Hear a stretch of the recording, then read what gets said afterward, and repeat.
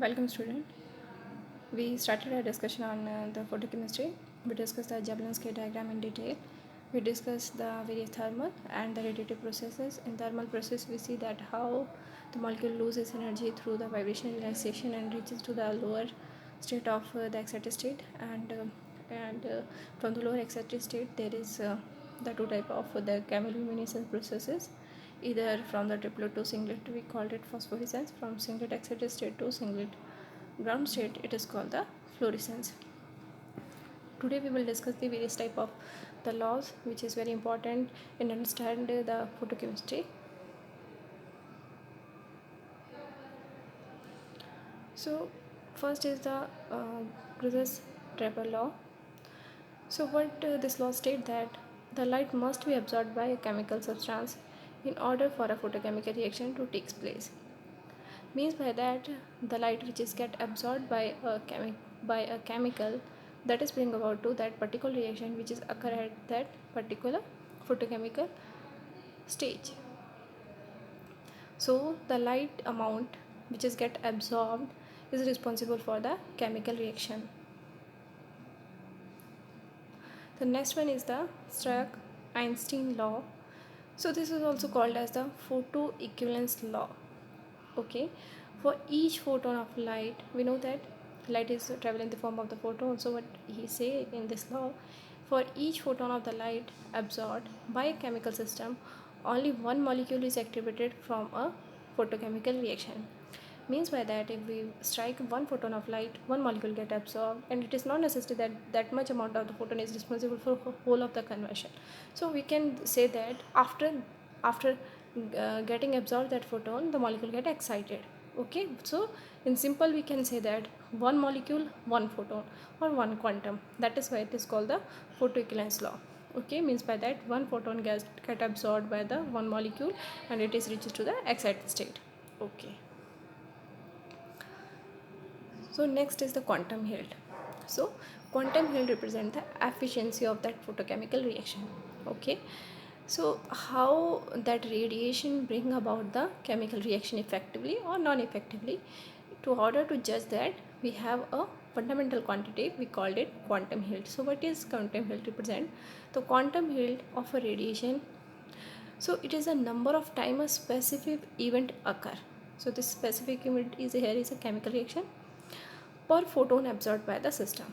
Okay, so this is the chemical reaction which is occurred per photon absorbed by the system. Okay, so this is basically the quantum yield. Again, the quantum yield for the decomposition of a reaction of a molecule. Now what happened, it can be possible that we have a AB molecule, when the light strike over it, it dissociate into A plus B.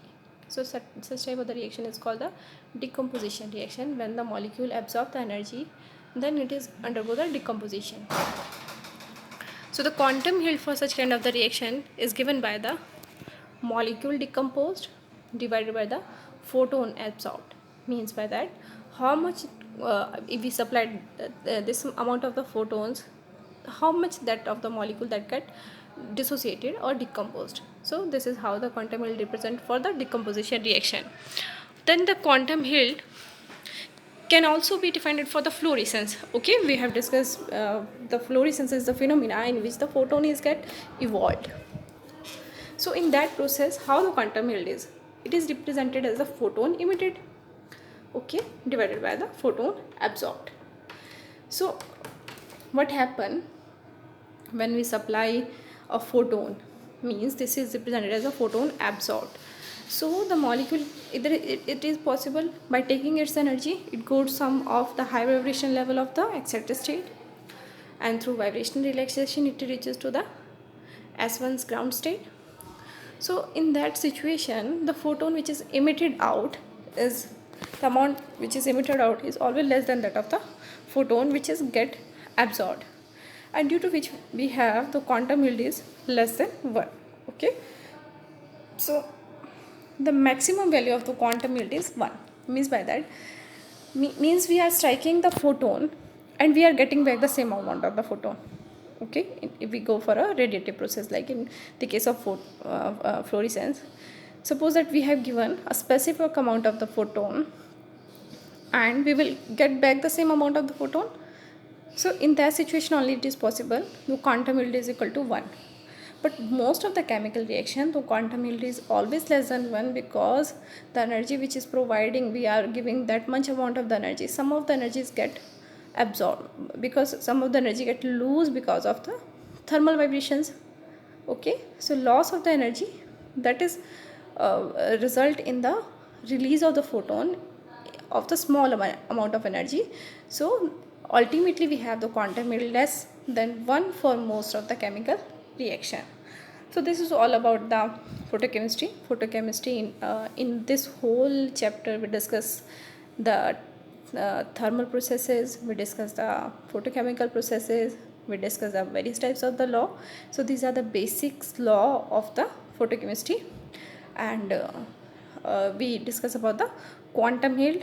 So quantum yield is basically, it is the number of the photon which is emitted divided by the number of photon absorbed. Maximum is equal to, its value is equal to 1, and general for the chemical reaction it is always less than 1. Thank you so much.